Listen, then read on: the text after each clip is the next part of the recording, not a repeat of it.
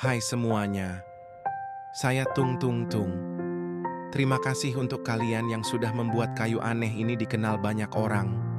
Bersama kalian, Ramadan tahun ini penuh dengan cerita, tawa, dan kenangan indah. Tapi, di setiap cerita pasti ada akhirnya. Saya sangat senang sekali membangunkan kalian sahur. Hari ini, saya ingin berpamit ya.